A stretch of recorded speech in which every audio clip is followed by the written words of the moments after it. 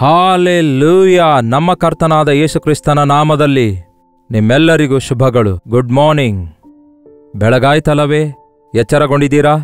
ಈಗಾಗಲೇ ನೀವು ನಿಮ್ಮ ಕಾಲಕೃತ್ಯಗಳನ್ನೆಲ್ಲ ಮುಗಿಸಿಕೊಂಡು ಪ್ರಾರ್ಥಿಸಿಕೊಂಡು ವೈಯಕ್ತಿಕವಾಗಿ ದೇವರೊಂದಿಗೆ ಸಹವಾಸ ಮಾಡಿ ಮುಗಿಸಿದ್ದೀರೆಂದು ನಾನು ನಂಬುತ್ತೇನೆ. ಇನ್ನೂ ನೀವು ಹಾಸಿಗೆ ಮೇಲಿದ್ದಿರುವುದಾದರೆ ದಯಮಾಡಿ ಈಗಲಾದರೂ ಎದ್ದೇಳ್ರಿ.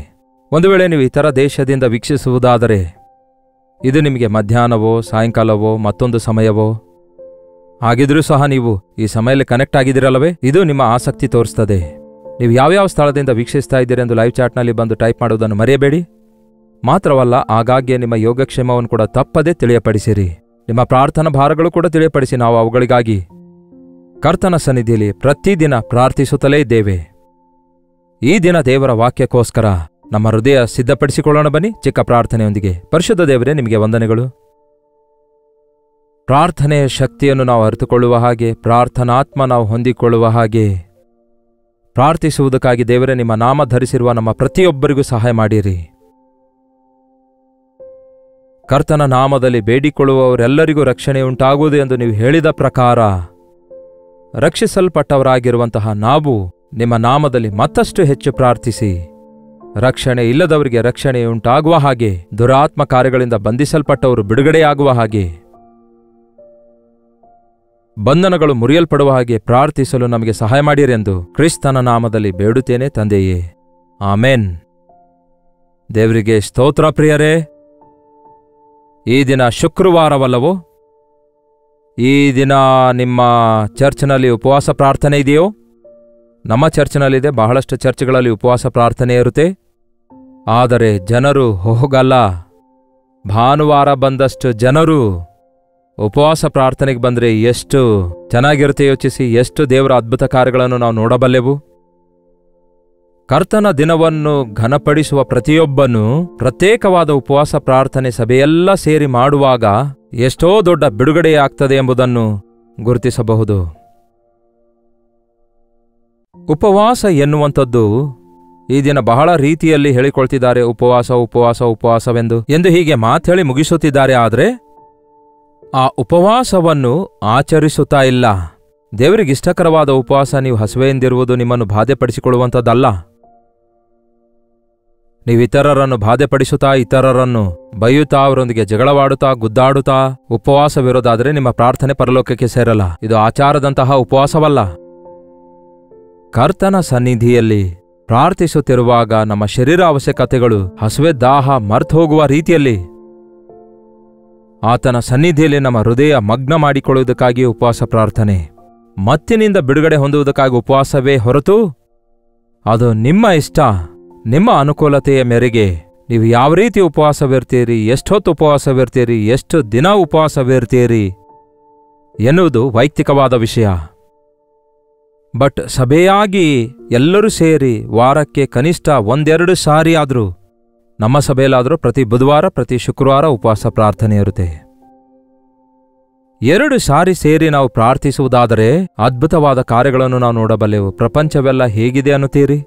ಯಾವುದಕ್ಕೋಸ್ಕರ ಸಿದ್ಧಗೊಳ್ತಿದೆ ಅಂದುಕೊಳ್ತಿದ್ದೀರಿ? ಕೆಲವೊಂದು ಸಾರಿ ನ್ಯೂಸ್ ನೋಡಿರಿ, ನಿಮಗೆ ಅರ್ಥ ಆಗುತ್ತೆ. ಇಂಟರ್ನ್ಯಾಷನಲ್ ನ್ಯೂಸ್ ನೋಡಿರಿ, ವರ್ಲ್ಡ್ ನ್ಯೂಸ್ ಏನಾಗ್ತಿದೆ ಎಂಬುದಾಗಿ ನೋಡ್ರಿ. ಇಂಡಿಯಾ ನ್ಯೂಸ್ ನೋಡಿರಿ. ಇಂಡಿಯಾ ನ್ಯೂಸ್ನಲ್ಲಿ ಎಲ್ಲಾ ಊರುಗಳಿಗಿಂತ ನಮ್ಮ ಊರಿನ ನ್ಯೂಸ್, ಲೋಕಲ್ ಚಾನಲ್ಸ್ ಎಲ್ಲ ನೋಡಬೇಕಾದದ್ದು. ಪ್ರಪಂಚವೆಲ್ಲ ಏನಂದ್ಕೊಳ್ತಿದೆ, ಒಂದೊಂದು ದೇಶದ ಈ ದಿನ ಯಾವ ರೀತಿಯಾಗಿದೆ ಎಂದು ಗೊತ್ತಾಗ್ತಾ ಇರುತ್ತೆ. ಭಯಂಕರವಾದ ದಿನಗಳಾಗಿವೆ ಈ ದಿನಗಳು. ದೇವರ ಪ್ರವಾದನೆಗಳೆಲ್ಲ ನೆರವೇರ್ತಿವೆ. ದೇಶದ ವಿರುದ್ಧ ದೇಶ ಎದ್ದೇಳುವಂಥದ್ದು, ಜಾತಿಯ ವಿರುದ್ಧ ಜಾತಿಯವರು ಎದ್ದೇಳೋದು, ಅಕ್ರಮ ವಿಸ್ತರಿಸುವುದು, ಪ್ರೀತಿ ತಣ್ಣಗಾಗುವುದು, ನಂಬಿಕೆ ಕಣ್ಮರೆಯಾದ ಸ್ಥಿತಿ ಕಾಣಿಸುತ್ತಾ ಇದೆಯಲ್ಲವೇ? ಇವೆಲ್ಲ ನೆರವೇರ್ತಿವೆ. ಅದಕ್ಕಾಗಿಯೇ ಈಗ ನಾವು ಪ್ರಾರ್ಥಿಸಬೇಕು. ನಮ್ಮ ದೇಶದಲ್ಲಾದರೂ ಈ ಗತ 10-15 ವರ್ಷಗಳಲ್ಲಿ ಎಷ್ಟೋ ಮಂದಿ ಪಾಸ್ಟರ್ಸ್ಗಳು ಸತ್ತಿದ್ದಾರೆ, ರಕ್ತಸಾಕ್ಷಿಗಳಾಗಿ ಸತ್ತಿದ್ದಾರೆ. ಮನುಷ್ಯರು ನಿಮ್ಮನ್ನು ಹಿಂಸೆಗೊಳಿಸುತ್ತಾರೆ ಎಂದು ಯೇಸು ಹೇಳಿರುವ ಮಾತು ನೆರವೇರುತ್ತಾ ಇದೆ. ಪ್ರಪಂಚದಾದ್ಯಂತ ಕ್ರೈಸ್ತತ್ವಕ್ಕೆ ವ್ಯತಿರೇಕತೆ ಇದೆ, ಇಲ್ಲವೇ ಕ್ರೈಸ್ತತ್ವ ಸಾರ ಇಲ್ಲದಂತೆ ಮಾರ್ಪಡುತ್ತಾ ಇದೆ. ಸತ್ತಿರುವ ಒಂದು ಸಿಂಹಕ್ಕಿಂತಲೂ ಬದುಕಿರುವ ನಾಯಿಯೇ ಮೇಲು ಎನ್ನುವಂತೆ ನಾನು ಕ್ರೈಸ್ತನು ಎಂದು ಹೇಳಿ ಸತ್ತ ಸ್ಥಿತಿಯಲ್ಲಿರುವುದಕ್ಕಿಂತ ಬೇರೆ ಒಂದು ಸಾಮಾನ್ಯ ಪ್ರಾಣಿಯಾಗಿರುವುದು ಬೆಟರ್ ಅಲ್ಲವೋ? ಕರ್ತನಲ್ಲಿ ನಂಬಿಕೆ ಇಡುವಂಥವನು ಪ್ರಾರ್ಥಿಸಲಾರದೆ ಇರಲಿಕ್ಕಾಗೋದಿಲ್ಲ. ಹೆರೋದನ ಕಾಲದಲ್ಲಿ ಆದಿ ಅಪೋಸ್ತಲರಿಗೂ ಕ್ರೈಸ್ತರಿಗೂ ಬಹು ಹಿಂಸೆ ಉಂಟಾಯಿತು. ಅವರು ಎಲ್ಲಿ ನನ್ನ ರಾಜ್ಯವನ್ನು ಕಿತ್ತುಕೊಳ್ಳುತ್ತಾರೇನೋ, ಯಹೂದ್ಯರು ತಮ್ಮ ರಾಜ್ಯವನ್ನು ಎಲ್ಲಿ ಸ್ವಾಧೀನ ಮಾಡಿಕೊಳ್ತಾರೇನೋ, ಜೀವ್ಸ್ ಈ ಇಬ್ರಿಯರು ವಾಗ್ದಾನ ಭೂಮಿ ಅನ್ನುತ್ತಾರೇನೋ, ಈ ಯೇಸುವಿನ ಕುರಿತು ಹೊಸ ಹೊಸ ಬೋಧನೆ ಬೋಧಿಸುತ್ತಿದ್ದಾರೆ ಎಂಬುದಾಗಿ ಆ ದಿನ ಆ ಕಾಲದ ಶಾಸ್ತ್ರಿಗಳು ಫರಿಸಾಯರೇ ಪ್ರೇರೇಪಿಸಲ್ಪಟ್ಟು ಯಾಕೋಬನ ಶಿರಚ್ಛೇದನ ಮಾಡಿಸಿದ್ರಂತೆ. ಯಾಕೋಬನು ಯಾರು ಗೊತ್ತಾ? ಯೇಸುವಿನ ಶಿಷ್ಯರಲ್ಲಿ ಒಬ್ಬನು. ಪೇತ್ರನನ್ನು ಹಿಡಿದು ಸೆರೆಮನೆಯಲ್ಲಿ ಹಾಕಿಸಿದ್ರಂತೆ. ಆಗ ಹಬ್ಬ ಕಾಲ ಇರುವುದರಿಂದ ನಂತರ ಅವನಿಗೆ ಶಿರಚ್ಛೇದನ ಮಾಡಲು ಬಯಸಿದ್ರು. ಒಬ್ಬ ಶಿಷ್ಯನು ಸತ್ತೋಗಿದ್ದಾನೆ, ಮತ್ತೊಬ್ಬ ಶಿಷ್ಯನನ್ನು ಸೆರೆಮನೆಯೊಳಗೆ ಹಾಕಿದ್ದಾರೆ.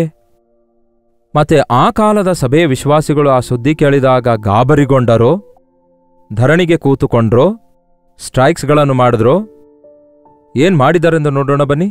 ಸತ್ಯವೇದದಲ್ಲಿ ಅಪೋಸ್ತಲರ ಕೃತ್ಯಗಳು 12ನೇ ಅಧ್ಯಾಯ 5ನೇ ವಚನ.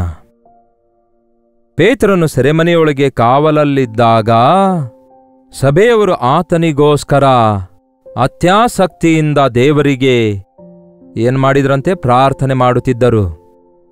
ಪೇತ್ರನನ್ನು ಸೆರೆಮನೆಯೊಳಗೆ ಇಟ್ಟಿದಾಗ ಸಭೆಯವರು ಅತ್ಯಾಸಕ್ತಿಯಿಂದ ಅವನಿಗೋಸ್ಕರ ಪ್ರಾರ್ಥನೆ ಮಾಡುತ್ತಾ ಇದ್ರು. ಎದಕ್ಕಾಗಿ?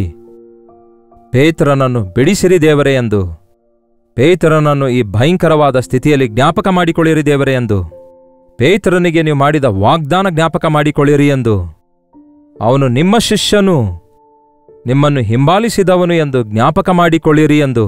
ಅವನು ಸೆರೆಮನೆಯಲ್ಲಿದ್ದಾನೆ, ಮರಣ ಶಿಕ್ಷೆಗೆ ಸಿದ್ಧನಾಗ್ತಿದ್ದಾನೆ, ಒಬ್ಬಂಟಿಗನಾಗಿ ಸೆರೆಮನೆಯಲ್ಲಿ ಬಿದ್ದಿದ್ದಾನೆಂದು ತಿಳಿದ ಸಭೆಯಲ್ಲಿರುವ ವಿಶ್ವಾಸಿಗಳೆಲ್ಲರೂ ಆಸಕ್ತಿಯಿಂದ ಪ್ರಾರ್ಥಿಸಿದ್ರಂತೆ. ಅಷ್ಟಕ್ಕೂ ನೀವು ನಿಮ್ಮ ಪಾಸ್ಟರ್ ಅವರಿಗಾಗಿ ಪ್ರಾರ್ಥಿಸ್ತೀರಾ? ಸಭೆಯ ನಾಯಕರಿಗೋಸ್ಕರ ಪ್ರಾರ್ಥಿಸ್ತೀರಾ? ಸೇವಕರಿಗೋಸ್ಕರ ನೀವು ಪ್ರಾರ್ಥಿಸ್ತೀರಾ? ಅಂದರೆ ಕೇವಲ ನಿಮ್ಮ ಸಭೆಗೋಸ್ಕರ ಪ್ರಾರ್ಥಿಸಿಕೊಳ್ತೀರೋ, ಇಲ್ಲವೇ ಪ್ರಪಂಚದಲ್ಲಿರುವ ಸೇವಕರೆಲ್ಲರಿಗೋಸ್ಕರ ಪ್ರಾರ್ಥಿಸ್ತೀರಾ? ನಮ್ಮ ಪಾಸ್ಟರ್ ಎಂದು ಈ ದಿನ ಅನೇಕ ಜನರು ಭಿನ್ನಾಭಿಪ್ರಾಯದಲ್ಲಿದ್ದಾರೆ ಹೊರತು, ಒಮ್ಮೆ ಪೌಲನು ಹೇಳ್ತಾನೆ, ನಾನು ನಾಟಿದೆನು, ಮತ್ತೊಬ್ಬನು ನೀರು ಹೊಯ್ದನು, ಬೆಳೆಸಿದಾತನು ಮಾತ್ರ ದೇವರೇ. ಏನಂತೆ? ದೇವರೇ. ಒಬ್ಬ ಪಾಸ್ಟರ್ ಅವರು ನಿಮಗೆ ವಾಕ್ಯ ಸಾರ್ಬೋದು, ಮತ್ತೊಬ್ಬ ಪಾಸ್ಟರ್ ದೀಕ್ಷಾಸ್ನಾನ ಕೊಡ್ಬೋದು, ಮತ್ತೊಬ್ಬ ಪಾಸ್ಟರ್ ನಿಮಗೆ ಸಭಾಪಾಲಕನಾಗಿದ್ದಿರಬಹುದು, ಮತ್ತೊಂದು ಊರಲ್ಲಿ ಇದ್ದಿರಬಹುದು. ನೀವು ಯಾವುದೇ ರೀತಿ ಬಲಗೊಳ್ತಾ ಇದ್ರೂ ಕೂಡ ಅದಕ್ಕೆ ಮೂಲ ಕಾರಣ ಪಾಸ್ಟರ್ ಅಲ್ವಲ್ಲ, ಕರ್ತನಾಗಿದ್ದಾರಲ್ವೋ? ಹಾಗಾದರೆ ನೀವು ನಿಮ್ಮ ಪಾಸ್ಟರ್ ಅವರಿಗಾಗಿ ಪ್ರಾರ್ಥಿಸ್ತಾ ಇದ್ದೀರಾ? ಒಬ್ಬ ನಿಜ ಕ್ರೈಸ್ತನನ್ನು ಸಿದ್ಧಗೊಳಿಸುವುದು ಒಬ್ಬ ದೇವರ ಸೇವಕನಿಂದಾಗಲ್ಲ. ದೇವರು ಅನೇಕರನ್ನು ಉಪಯೋಗಿಸಿಕೊಳ್ತಾರೆ. ಒಂದು ಮರದ ಹಲಿಗೆಯನ್ನು ತಂದು ಅದರಲ್ಲಿ ಒಳ್ಳೆ ರೂಪವನ್ನು ಕಿತ್ತಿ ಒಂದು ಸುಂದರ ವಸ್ತುವನ್ನಾಗಿ ಮಾಡಬೇಕಾದ್ರೆ ಏನ್ ಬಳಸುತ್ತಾನೆ ಪ್ರಿಯರೇ? ಒಬ್ಬ ಬಡಗಿಯ ಕೇವಲ ರಂಪ ಬಳಸುತ್ತಾನೋ, ಇಲ್ಲವೇ ಕೇವಲ ಸುತ್ತಿಗೆ ಬಳಸುತ್ತಾನೋ, ಇಲ್ಲವೇ ಚಿತ್ರ ಸಾಕಾಗುತ್ತದೋ, ಇಲ್ಲವೇ ಅದಕ್ಕೆ ಸ್ಕ್ರೂ ಡ್ರೈವರ್ ಇದ್ರೆ ಸಾಕೋ, ಇಲ್ಲವೇ ಅದಕ್ಕೆ ಅಳೆಯುವ ಅಳತೆ ಇದ್ರೆ ಸಾಕೋ? ಏನ್ ಬೇಕು? ಅದಕ್ಕೆ ಎಲ್ಲಾ ಇನ್ಸ್ಟ್ರುಮೆಂಟ್ಗಳನ್ನು ಬಳಸಿ ಅದಕ್ಕೆ ಒಂದು ಒಳ್ಳೆ ರೂಪ ತರುವ ರೀತಿಯಲ್ಲಿಯೇ ಒಬ್ಬನು ಒಳ್ಳೆ ಕ್ರೈಸ್ತ ವಿಶ್ವಾಸಿಯಾಗಿರಬೇಕೆಂದಿರುವವನು ಅನೇಕ ಮಂದಿ ದೇವರ ಸೇವಕರ ನಡೆಸುವಿಕೆಯನ್ನು, ಪ್ರೇರೇಪಣೆಯನ್ನು, ಎಚ್ಚರಿಕೆಯನ್ನು, ಗದರಿಕೆಯನ್ನು, ತಿದ್ದುಪಾಟನ್ನು, ದೈವ ವಾಕ್ಯವನ್ನು ಪ್ರಕಟಣೆಯಲ್ಲಿ ದೇವರು ತನ್ನ ವಾಕ್ಯದಲ್ಲಿ ರೂಪಿಸುತ್ತಾ ಬರ್ತಿರ್ತಾರೆ. ನೀವು ಆಧ್ಯಾತ್ಮಿಕವಾಗಿ ಮೇಲನ್ನು ಹೊಂದುತ್ತಿರುವಾಗ ನಿಮ್ಮನ್ನು ಬಲಪಡಿಸಿರುವ ದೇವರ ಸೇವಕರನ್ನು ಪ್ರಾರ್ಥನೆಯಿಂದ ಸತ್ಕರಿಸಬೇಕು, ಪ್ರಾರ್ಥನೆಯಿಂದ ಬಲಪಡಿಸಬೇಕು. ಇಲ್ಲವೇ ಕಾಣಿಕೆ ಕೊಡಿರಿ ಎಂದು ಹೇಳೋದು ಕೆಲವರಿಗೆ ಸಮಂಜಸವಾಗಿಲ್ಲದೇ ಇರಬಹುದು. ಆಧ್ಯಾತ್ಮಿಕವಾಗಿ ಮೇಲನ್ನು ಹೊಂದುತ್ತಿರುವವರು ಆರ್ಥಿಕವಾಗಿ ಸಹಕರಿಸಿರಿ ಎಂದು ಹೇಳುವ ಅಗತ್ಯವಿಲ್ಲ. ನಾವೊಂದು ರೆಸ್ಟೋರೆಂಟ್ಗೆ ಹೋಗಿ 2 ಇಡ್ಲಿ ತಿಂದ್ರೆ ಬಿಲ್ ಕೊಡಿರಿ ಎಂದು ಅವನು ಕೊಡದಿದ್ರೂ ನಾವು ಕೇಳ್ತೇವೆ ಹೊರತು ಸುಮ್ಮನೆ ಎದ್ದು ಬರ್ತೇವೋ? ನಾವು ತೃಪ್ತಿಗೊಂಡಾಗ ಆ ರೀತಿ ತೃಪ್ತಿಗೊಳಿಸಿ ಪೋಷಿಸಿ ವಾಕ್ಯ ಸಾರಿದಂತಹ ಆ ಸೇವೆಯನ್ನು ಪೋಷಿಸುವ ಜವಾಬ್ದಾರಿಕೆ ನಮ್ಮ ಮೇಲಿದೆ. ಇಲ್ಲಿ ಸಭೆ ಚದರಿ ಹೋಗಿಲ್ಲ ಪ್ರಿಯರೇ. ಈಗಿನ ಸಭೆಗಳು ಹೇಗಿವೆ ಗೊತ್ತಾ? ಪಾಸ್ಟರ್ ಏನಾದ್ರೂ ಇಲ್ಲ ಅಂದ್ರೆ ಇನ್ನು ಅದು ಹತೋಟೆ ಇಲ್ಲದ ಸಭೆಯಾಗಿ ನಡೆಯುವಂಥದ್ದನ್ನು ನಾವು ನೋಡುತ್ತಿರ್ತೇವೆ. ಕೇವಲ ದೈವಸೇವಕರಿಗೋಸ್ಕರವೇ ಭಕ್ತಿ ಆಚರಿಸುವಂಥ ರೀತಿಯಲ್ಲಿ ಕೆಲವರು ಅವ್ರು ನೋಡ್ತಿದ್ದಾರೆಂದು ಪ್ರಾರ್ಥಿಸುವಂಥದ್ದು, ಯಾರೋ ಕೇಳ್ತಿದ್ದಾರೆಂದು ಬೈಬಲ್ ಓದುವುದು ನಿಜವಾದ ಭಕ್ತಿಯೇ ಅನ್ನುತ್ತೀರೋ?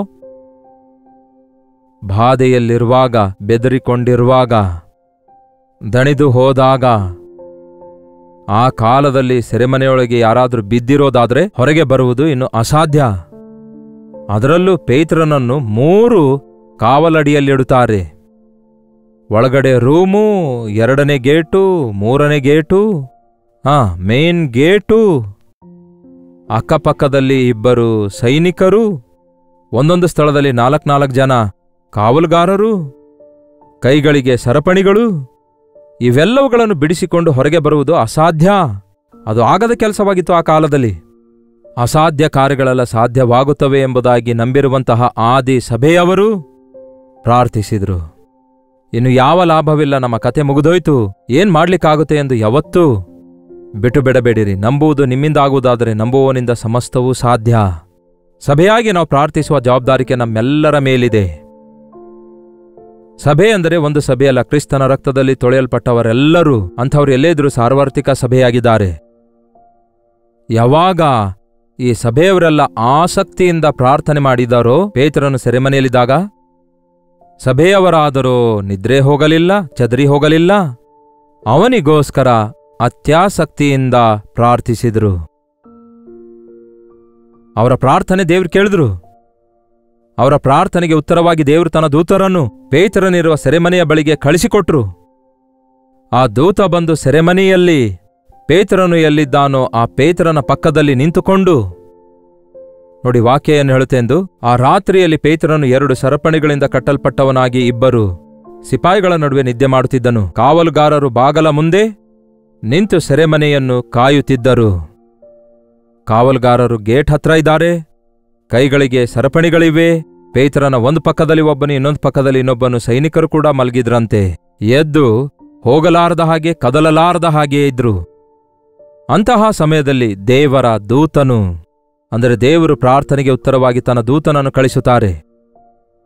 ಆ ದೂತನು ಪಕ್ಕೆ ತಟ್ಟಿ ಎಬ್ಬಿಸಿ, ತಟ್ಟನೆ ಏಳು ಎಂದು ಹೇಳಿ ಅವನನ್ನು ಎಬ್ಬಿಸಿದಾಗ ಅವನ ಕೈಗಳಿಗೆ ಹಾಕಿದ ಸರಪಣಿಗಳು ಕಳಚಿ ಬಿದ್ದವು.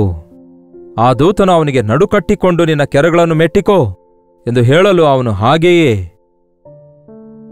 ನಡುಕಟ್ಟಿಕೊಂಡು ಕೆರಗಳನ್ನು ಮೆಟ್ಟಿಕೊಂಡಾಗ, ನಿನ್ನ ಮೇಲಂಗಿಯನ್ನು ಹಾಕಿಕೋ, ಸುಮ್ಮನೆ ಧರಿಸಿಕೋ ಎಂದು ಹೇಳಿದಾಗ ಅದೇ ರೀತಿ ಮೇಲಂಗಿಯನ್ನು ಧರಿಸಿಕೊಂಡು ಅವನು ಹೊರಗೆ ಬಂದು ಆ ದೂತನ ಹಿಂದೆಯೇ ಹೋಗುತ್ತಾ ಇದ್ದನು. ದೂತನು ಮುಂದೆ ಹೋಗುವಾಗ ದೂತನ ಹಿಂದೆ ಪೇತ್ರನು ಹೋಗುವ ಬಾಗಲು ತನ್ನಷ್ಟಕ್ಕೆ ತಾನೇ ತೆರೆದುಕೊಳ್ತಾ ಇದ್ದುವಂತೆ. ಮನುಷ್ಯರು, ಅಂದರೆ ಆ ಕಾವಲುಗಾರರು ಸುಮ್ಮನೆ ನಿಶಬ್ದರಾಗಿ ಹಾಗೆ ನಿಂತ್ಕೊಂಡ್ರೆ ಹೊರತು ಅವರು ಅಡ್ಡ ತಡೆಯಲಿಕ್ಕಾಗಲಿಲ್ಲ. ಬಹುಶಃ ಅವರಿಗೆ ಕಾಣಿಸಲೇ ಇಲ್ಲವೇನೋ. ದೇವರ ಕಾರ್ಯಗಳು ವಿಶ್ವಾಸಿಗಳಿಗೇ ಕಾಣಿಸುತ್ತವೆ. 3 ಕಾವಲುಗಳ ಅಡಿಯಿಂದ ಹೊರಗೆ ಬರುತ್ತಾನೆ. ಮೊದಲ ಕಾವಲಿನಿಂದ 10ನೇ ವಚನ ನೋಡಿ, ಅವರು ಮೊದಲನೆಯ 2ನೆಯ ಕಾವಲುಗಳನ್ನು ದಾಟಿ ಪಟ್ಟಣಕ್ಕೆ ಹೋಗುವ ಕಬ್ಬಿಣದ ಬಾಗಿಲಿಗೆ ಬಂದಾಗ ಅದು ತನ್ನಷ್ಟಕ್ಕೆ ತಾನೇ ಅವರಿಗೆ ತೆರೆಯಿತು. ಅವರು ಹೊರಗೆ ಬಂದು ಒಂದು ಬೀದಿಯನ್ನು ದಾಟಿದರೂ ಕೂಡಲೇ ಆ ದೂತನು ಅವನನ್ನು ಬಿಟ್ಟು ಹೋದನು. ಹಲ್ಲೆಲೂಯಾ. ಪ್ರಾರ್ಥನೆ ಪರಲೋಕದ ಶಕ್ತಿಯನ್ನು ಭೂಲೋಕಕ್ಕೆ ತೆಗೆದುಕೊಂಡು ಬರುತ್ತದೆ. ದೂತ ಎಂಬ ಸ್ಥಳದಲ್ಲಿ ಅನೇಕ ಸಾರಿ ಹಳೆ ಒಡಂಬಡಿಕೆಯಲ್ಲಿ ಕೂಡ ಅದು ಯೇಸುವನ್ನು ಸೂಚಿಸುತ್ತಾಯಿತು. ಯೇಸು ನಮ್ಮನ್ನು ಎಷ್ಟು ಪ್ರೀತಿಸಿದ್ದಾರೆಂದರೆ, ಪ್ರೀತಿಸಿದಂತಹ ನಮಗೆ ಸಹಾಯ ಮಾಡುವುದಕ್ಕಾಗಿ ಮತ್ತೊಬ್ಬ ಮನುಷ್ಯನನ್ನು ಕಳಿಸುವಾತನಲ್ಲ, ತಾನೇ ಇಳಿದು ಬಂದಿದ್ದಾರೆ. ಯಾಕೆ? ಪರಲೋಕದಲ್ಲಿ ಕೂತ್ಕೊಂಡು ಮತ್ಯಾವುದಾದ್ರೂ ಆಲ್ಟರ್ನೇಟಿವ್ ಆಲೋಚಿಸಬಹುದಿತ್ತಲ್ಲವೇ? ನಮ್ಮ ಪಾಪದಿಂದ ಬಿಡಿಸಿ ನಮ್ಮನ್ನು ಪರಲೋಕಕ್ಕೆ ಕೊಂಡೊಯ್ಯುವುದಕ್ಕಾಗಿ ನನ್ನ ರೂಪದಲ್ಲಿ, ನನ್ನ ಆಕಾರದಲ್ಲಿ ನಾನುಂಟು ಮಾಡಿದ ನನ್ನ ಮಕ್ಕಳಿಗೆ ನಾನೇ ವಿಮೋಚಿಸಬೇಕೆಂದು ಆತನೇ ಇಳಿದು ಬಂದನು. ಪ್ರಾರ್ಥನೆ ಪರಲೋಕವನ್ನೇ ಕದಲಿಸುತ್ತದೆ ಪ್ರಿಯರೇ. ಪ್ರಾರ್ಥನೆ ಯೇಸುವಿನ ಹೃದಯವನ್ನು ಕರಗಿಸುತ್ತದೆ ಪ್ರಿಯರೇ. ಪ್ರಾರ್ಥನೆ ದೇವರ ಸನ್ನಿಧಿಗೆ ನಮ್ಮನ್ನು ಸೇರಿಸುತ್ತದೆ.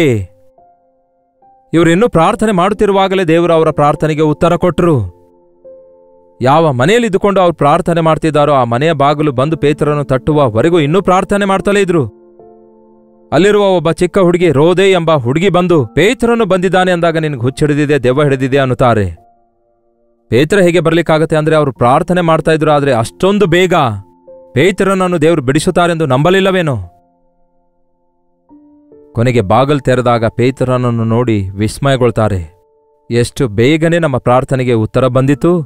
ಎಂತಹ ಕಠಿಣವಾದ ಪರಿಸ್ಥಿತಿಯಲ್ಲಿಯೂ ಕೂಡ ಕರ್ತನು ಅದ್ಭುತ ಕಾರ್ಯ ಮಾಡಿ ನಮ್ಮ ಪ್ರಾರ್ಥನೆಗೆ ಉತ್ತರ ಕೊಡುತ್ತಾರೆ ಎಂಬುದು ಇಲ್ಲಿ ನಾವು ನೋಡಬಲ್ಲೆವು. ನಿಮ್ಮ ಬದುಕಿನಲ್ಲಿ ಏನಿದೆ, ಎಷ್ಟು ಸರಪಣಿ ಇವೆ, ಇದು ಹೇಗಾಗುತ್ತೆ, ಅದು ಹೇಗಾಗುತ್ತೆ. ಒಂದಲ್ಲ ಎರಡಲ್ಲ ಎಷ್ಟೋ ರೋಗಗಳಿವೆ, ಒಂದಲ್ಲ ಎರಡಲ್ಲ ಎಷ್ಟೋ ಸಮಸ್ಯೆಗಳಿವೆ, ಒಂದಲ್ಲ ಎರಡಲ್ಲ ಮೂರಲ್ಲ ಎಷ್ಟೋ ಸಾಲದ ಭಾರ ಇದೆ. ನನ್ನ ಪರಿಸ್ಥಿತಿ ಹೀಗಿದೆ, ಹೇಗೆ ನಾನು ಈ ಬಂಧನದಿಂದ ಹೊರಬರ್ತೇನೆ ಅಂದುಕೊಳ್ತಾ ಇದ್ದೀರಾ? ಸಭೆಗೆ ಹೋಗಿರಿ, ನಿಮ್ಮ ಜೊತೆ ವಿಶ್ವಾಸಿಗಳೊಂದಿಗೆ ಸೇರಿ ಉಪವಾಸವಿದ್ದು ಪ್ರಾರ್ಥಿಸಿರಿ. ನಿಮ್ಮ ಬಂಧುಗಳಲ್ಲಿ, ಸ್ನೇಹಿತರಲ್ಲಿ ಆ ರೀತಿ ಬಂಧಿಸಲ್ಪಟ್ಟವರಿರೋದಾದ್ರೆ ಐಕ್ಯವಾಗಿದ್ದು ಇತರರೊಂದಿಗೆ ಸೇರಿ ಸಭೆಯಾಗಿ ಪ್ರಾರ್ಥನೆ ಮಾಡಿರಿ. ಸಭೆಯಾಗಿ ಪ್ರಾರ್ಥಿಸುವುದಾದರೆ ಪವಿತ್ರಾತ್ಮನ ಕಾರ್ಯಗಳು ಸಮೃದ್ಧಿಯಾಗಿ ಪ್ರಪಂಚದಾದ್ಯಂತ ಈ ದಿನ ನಡೆಯುತ್ತವೆ. ನೀವು ಮನೆಯಲ್ಲಿ ಪ್ರಾರ್ಥಿಸಿದರೆ ಪ್ರಾರ್ಥನೆ ಮಾಡಿಕೊಳ್ಳಿ ಎವ್ರಿ ಡೇ. ಆದರೆ ವಾರಕ್ಕೊಮ್ಮೆ ಉಪವಾಸ ಪ್ರಾರ್ಥನೆ ನಡೆಯುವಾಗ ಹೋಗಿ ದೇವರ ಸನ್ನಿಧಿಯಲ್ಲಿ ಎಲ್ಲರೊಂದಿಗೆ ಸೇರಿ ಪವಿತ್ರ ಹೃದಯವುಳ್ಳವರಾಗಿ ಪ್ರಾರ್ಥನೆ ಮಾಡುವವರೊಂದಿಗೆ ಪ್ರಾರ್ಥಿಸುವಾಗ ಅದ್ಭುತ ಮಹತ್ ಕಾರ್ಯಗಳು ನಡೆಯುತ್ತವೆ. ಪ್ರಾರ್ಥನೆ. ಪರಿಶುದ್ಧ ದೇವರೇ, ಪ್ರೀತಿಯುಳ್ಳ ತಂದೆಯೇ, ಈ ಕಾಲದ ನಮ್ಮ ಭಕ್ತಿಯ ಜೀವಿತದಲ್ಲಿ ಪ್ರಾರ್ಥನೆಯ ಪ್ರಾಮುಖ್ಯತೆ ಅರಿತುಕೊಳ್ಳಲು ಕೋಣೆಯೊಳಗೆ ಹೋಗಿ ಬಾಗಿಲು ಮುಚ್ಚಿಕೊಂಡು ಒಬ್ಬಂಟಿಗರಾಗಿ ಪ್ರಾರ್ಥಿಸಿಕೊಳ್ಳುವ ಹಾಗೆ, ಉಪವಾಸವಿದ್ದು ಪ್ರಾರ್ಥಿಸುವ ಹಾಗೆ, ಸಭೆಯವರೆಲ್ಲರೂ ಸೇರಿ ಐಕ್ಯವಾಗಿದ್ದು ಪ್ರಾರ್ಥಿಸುವ ಹಾಗೆ, ಪವಿತ್ರಾತ್ಮನ ಕಾರ್ಯಗಳು ಪ್ರಪಂಚದಾದ್ಯಂತ ನಡೆಯುವ ಹಾಗೆ, ಪ್ರತಿ ಬಂಧನದಿಂದ ಮನುಷ್ಯರು ಬಿಡಿಸಲ್ಪಡುವ ಹಾಗೆ, ಉಪವಾಸ ಪ್ರಾರ್ಥನೆ ವಿಜ್ಞಾಪನೆಗಳೊಂದಿಗೆ ನಿಮ್ಮ ಸನ್ನಿಧಿಯಲ್ಲಿ ಮೊರೆ ಇಡುವ ಹಾಗೆ, ನಮ್ಮ ವೈಯಕ್ತಿಕ ಸಮಸ್ಯೆಗಳಿಂದ ತಲೆಮಾರುಗಳಿಂದ ಈ ದಿನದವರೆಗೂ ನಮ್ಮನ್ನು ಕಾಡುತ್ತಿರುವ ಕೇಡಿನಿಂದ ನಾವು ಬಿಡುಗಡೆಯಾಗುವ ಹಾಗೆ ಪ್ರಾರ್ಥನೆಯ ಶಕ್ತಿ ನಮಗೆ ದಯಪಾಲಿಸಿರಿ. ಈ ದಿನ ಪ್ರತಿಯೊಬ್ಬರನ್ನು ಪ್ರಾರ್ಥನಾತ್ಮನಿಂದ ತುಂಬಿಸಿರೆಂದು ಕ್ರಿಸ್ತನ ನಾಮದಲ್ಲಿ ಬೇಡುತ್ತೇನೆ ತಂದೆಯೇ, ಆಮೇನ್. ನಮ್ಮ ತಂದೆಯಾದ ದೇವರ ಪ್ರೀತಿಯು, ಮಗನಾಗಿರುವ ಕ್ರಿಸ್ತನ ಕೃಪೆಯೂ, ಆದರಣೆ ಕರ್ತನಾದ ಪವಿತ್ರಾತ್ಮನ ಸಹವಾಸವು ಕೂಡಿ ಬಂದಿರುವ ನಮ್ಮೆಲ್ಲರ ಸಂಗಡ ಇಂದಿಗೂ ಸದಾಕಾಲಕ್ಕೂ ನೆಲೆಯಾಗಿರಲಿ. ಆಮೇನ್. ದೇವರಿಗೆ ಸ್ತೋತ್ರ. ನಿಮ್ಮ ಪ್ರಾರ್ಥನಾ ಮನವಿಗಳನ್ನು 8939731313 ನಂಬರ್ಗೆ ಹಾಗೂ ಇತರ ದೇಶದಿಂದ ವೀಕ್ಷಿಸುವುದಾದರೆ ಕೊಡಲ್ಪಟ್ಟ ಇದೇ ನಂಬರ್ಗೆ ಒಂದು ಟೆಕ್ಸ್ಟ್ ಆಗಲಿ ಇಲ್ಲವೇ ವಾಟ್ಸಪ್ ಮೆಸೇಜ್ ಕಳಿಸಿಕೊಡಿರಿ. ಟೆಕ್ಸ್ಟ್ ಆಗಲಿ ವಾಯ್ಸ್ ಮೆಸೇಜ್ ಮುಖಾಂತರ ಕಳಿಸಿಕೊಡಿ. ಅವೆಲ್ಲವುಗಳನ್ನು ನಾವು ಪರಿಶೀಲಿಸುತ್ತಿದ್ದೇವೆ, ನಿಮಗಾಗಿ ಪ್ರಾರ್ಥಿಸುತ್ತಿದ್ದೇವೆ. ನೀವು ಕೂಡ ಪ್ರಾರ್ಥಿಸಿರಿ, ದೇವರು ಅದ್ಭುತ ಮಾಡ್ತಾರೆ. ಕರ್ತನ ಚಿತ್ತವಿರುವುದಾದರೆ ಮತ್ತೆ ನಾಳೆ ಇದೇ ಅನುದಿನದ ಧ್ಯಾನ ಎಂಬ ಕಾರ್ಯಕ್ರಮದಲ್ಲಿ ಮತ್ತೆ ಭೇಟಿಯಾಗೋಣ. ಈ ದಿನ ಉಪವಾಸ ಪ್ರಾರ್ಥನೆ ಇದೆಯಲ್ಲವೇ? ನಿಮ್ಮ ಸಭೆಗಳಲ್ಲಿ ನಡೆಯುವ ಉಪವಾಸ ಪ್ರಾರ್ಥನೆಯಲ್ಲಿ ಪಾಲ್ಗೊಂಡು ಪ್ರಾರ್ಥಿಸಿರಿ. ಅಲ್ಲಿವರೆಗೂ ದೇವರ ಮಹಾಕೃಪೆ ನಿಮ್ಮೆಲ್ಲರೊಂದಿಗಿರಲಿ.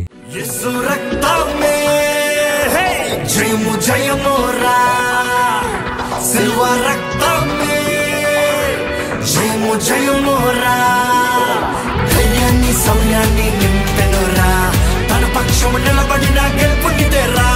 ధైర్యాన్ని సౌర్యాన్ని నింపెనురా.